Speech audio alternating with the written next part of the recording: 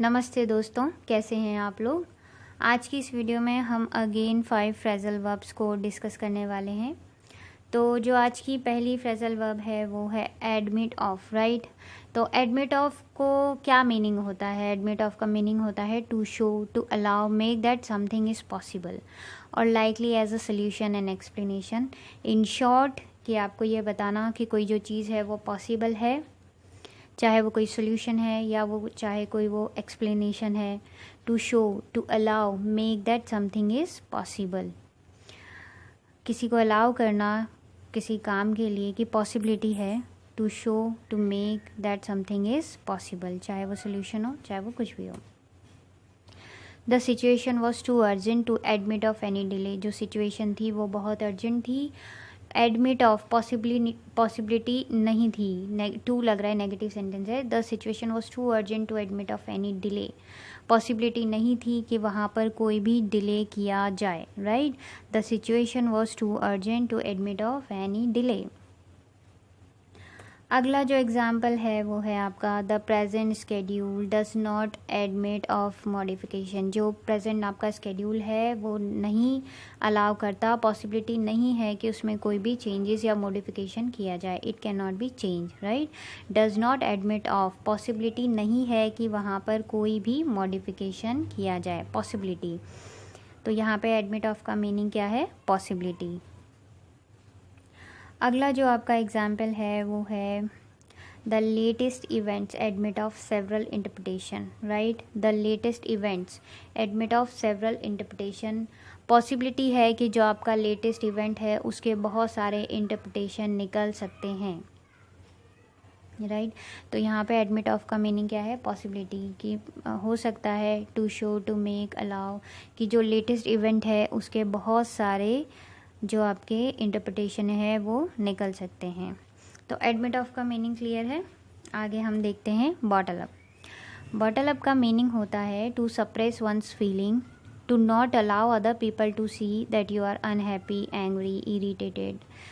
तो bottle up का meaning होता है अपनी फीलिंग्स को दबाना, अपने इमोशंस दूसरों को ना पता चले ऐसा करना, ठीक है। बेसिकली अपनी भावनाओं को दबाना, उसको कहते हैं बॉटल अप। बॉटल अप के अगर एग्जाम्पल की हम बात करें तो इसका एग्जाम्पल है try not to bottle up your emotions. अपनी भावनाओं को दबाने का कोशिश मत करो। Try not to bottle up your emotions, अपनी भावनाओं को बॉटल अप, दबा के मत रखो, योर इमोशंस, अपनी भावनाओं को। अगला जो हमारा फ्रेजल वर्ब है वो है come up against. And come up against का मीनिंग होता है टू बी फेस्ड विद और अपोज्ड बाय समबडी समथिंग। कोई उसका विरोध कर रहा है। Have to deal with something difficult और अनप्लेजेंट। बेसिकली आपने कोई प्लान बनाया है या आपने कोई डिसीज़न लिया है, उसमें आपको लोगों से विरोध फेस करना पड़ रहा है।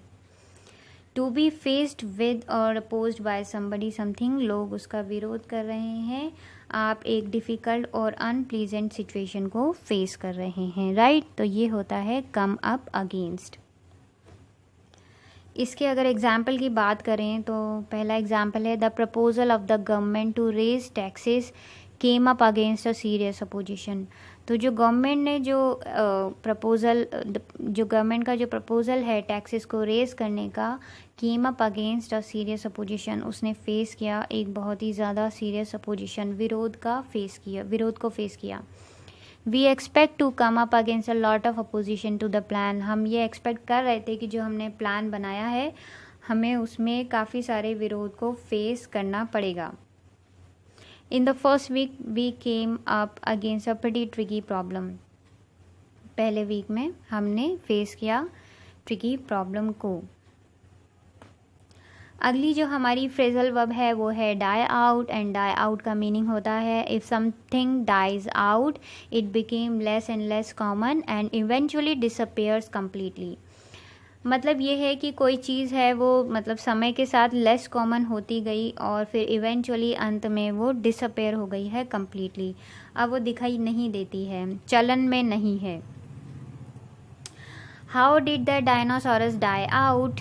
जो डायनासोरस थे वो कम्प्लीटली कैसे डिसअपेयर हो गए, राइट। तो डाई आउट का मतलब है कम्प्लीटली डिसअपेयर होना या फिर लेस कॉमन होना। We use to believe that capitalism would soon die out, हमारा ऐसा बिलीव था कि जो कैपिटलिज्म है वो बिल्कुल सोसाइटी से डाई आउट हो जाएगा, डिसअपेयर हो जाएगा, राइट। तो डाई आउट का मतलब है किसी चीज़ का कंप्लीटली डिसअपेयर हो जाना। अगला जो फ्रेजल वर्ब है वो है गियर अप।